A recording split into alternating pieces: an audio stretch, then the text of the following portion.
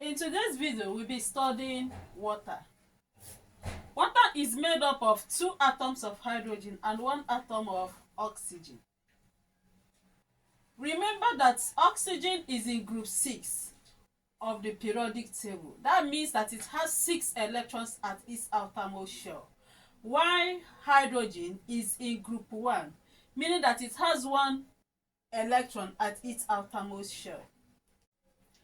Oxygen shares electron with hydrogen, giving rise to 2 single covalent bonds, as we can see. Remember that this oxygen is aiming for octet configuration, so it requires 2 electrons to attain its octet, while hydrogen is aiming for double, that is duplet configuration. So in that case, if hydrogen will come in 2, each requiring 1 electron attain its duplet, then they can share electron with oxygen, because oxygen will bring out its 2 electrons. One hydrogen will attach to, will share 1 with the oxygen, another hydrogen will share 1 with the other, with the oxygen. And that is exactly what we have here. You can see oxygen, this is the 2, these 2 electrons, these 2 are not being shared. You can see them here. But oxygen, these 2 were separated. Let's share the electron that is coming from the hydrogen, so that we know that the unshaded ones are from oxygen. So these unshaded electrons are provided by oxygen. So oxygen donated 1 electron and hydrogen donated 1 electron, giving rise to 2 electrons that each hydrogen is sharing with oxygen. And remember that this oxygen is high electronegative element. It's very much electronegative. Remember, hydrogen is in group 1. Oxygen is at group 6, meaning it's high electronegative.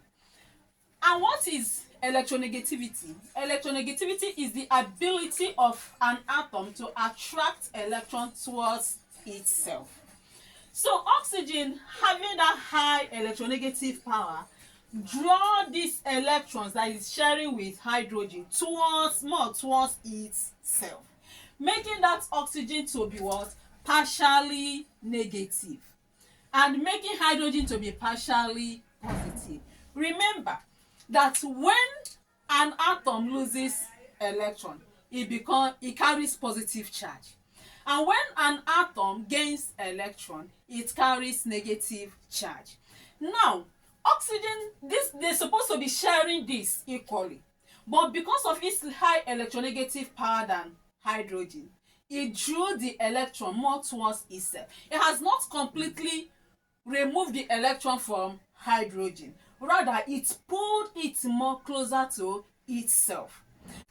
And that is the reason why it's not just completely carrying negative sign, as that it has completely borrowed, taking the electrons. They are still sharing it, but it pulled it more towards itself. That is the reason why we have the partial negativity. And because hydrogen is still holding on to some parts of that electron, it has not been completely taken away from the hydrogen. Hydrogen is partially positive. I hope this is understandable. Okay, and these 2 electrons, these 2 pair of electrons that are not being shared by any other atom, they are completely attached to oxygen. Oxygen owns them. It's not sharing them with anything.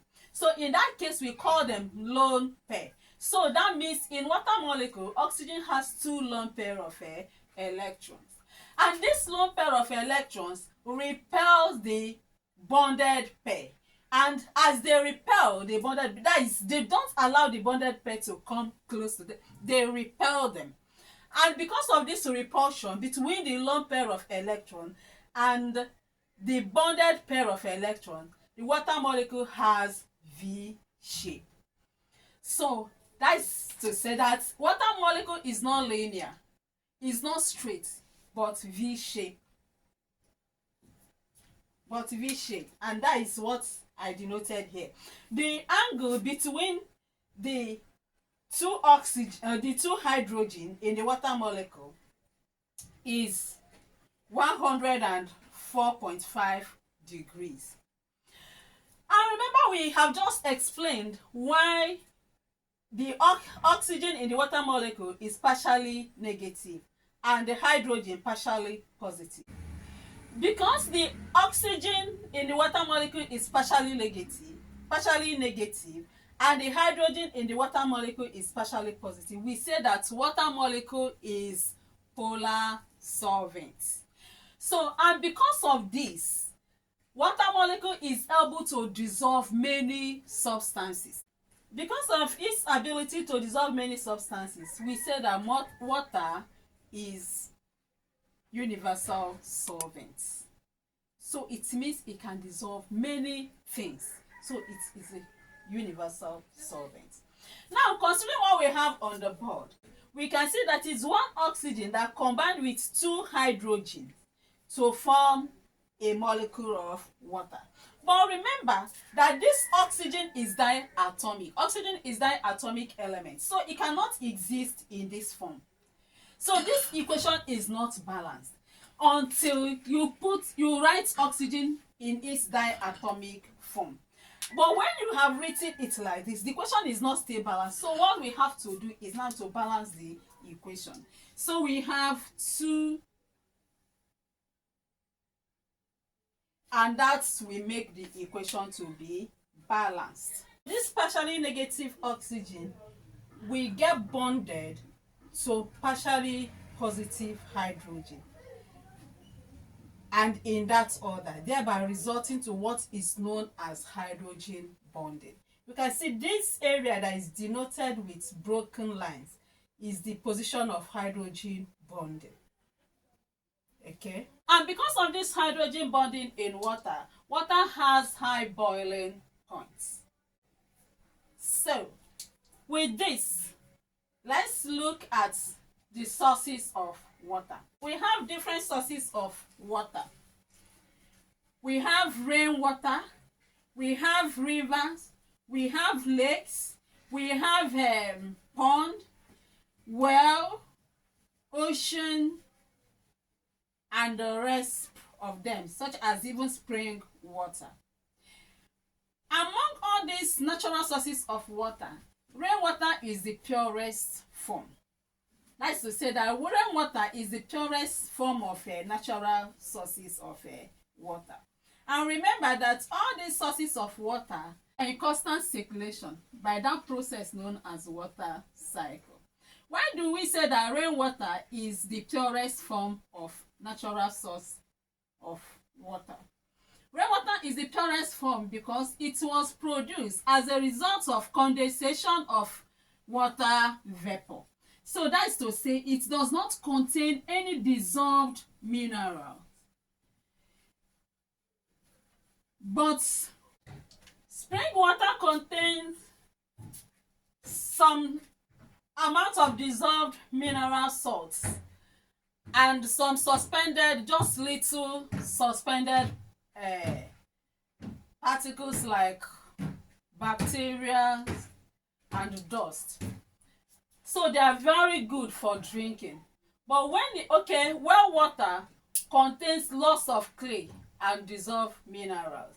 But well water that should be used for drinking has to be sited away from underground water pollutants such as latrine. So it's better to boil well water before drinking. But when it comes to lake, rivers, they contain a lot of dissolved air, mineral salts, remains of organic substances. So this water is not good at all for drinking. So they have to be treated before drinking. So we have different kinds of treated water and they have their specific uses.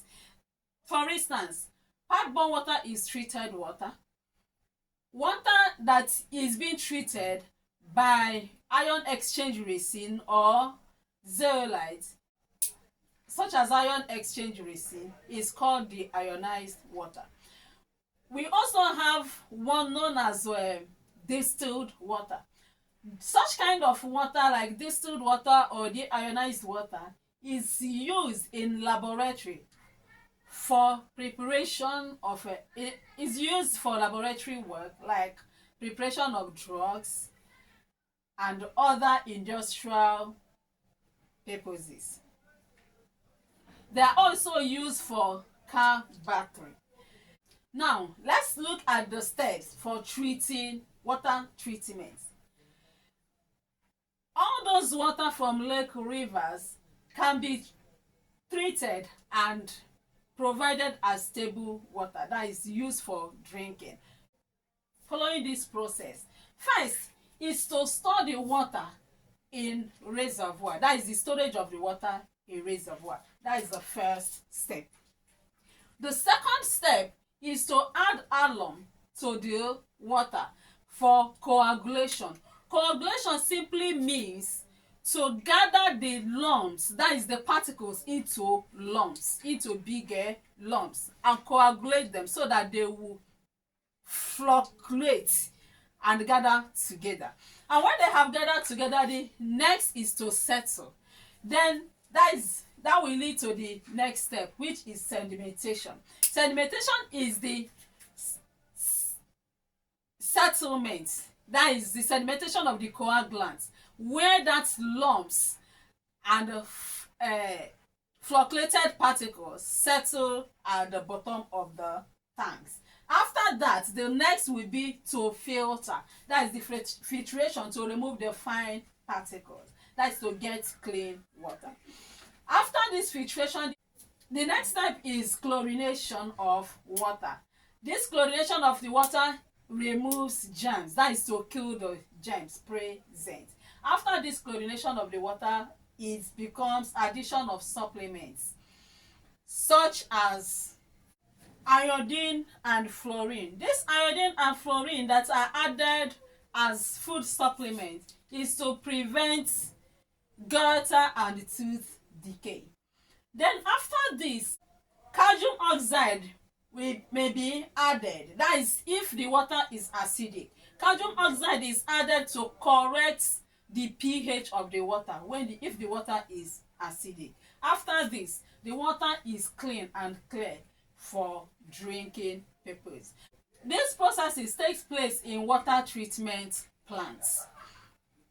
So let's outline the processes. So these are the steps, just as we have explained. First is the storage of the dirty and untreated water in the reservoir.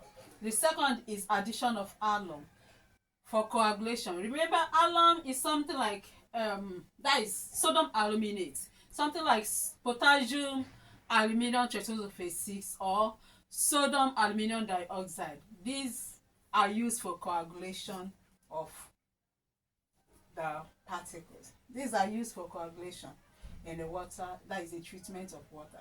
Then the next is sedimentation of the coagulants. I have explained what that means. Then the next is filtration to remove the fine particles, followed by chlorination to kill germs. Then addition of supplements to prevent goiter and tooth decay, and the supplements we have mentioned such as fluorine and chlorine in the right proportion, that is used to be small amounts.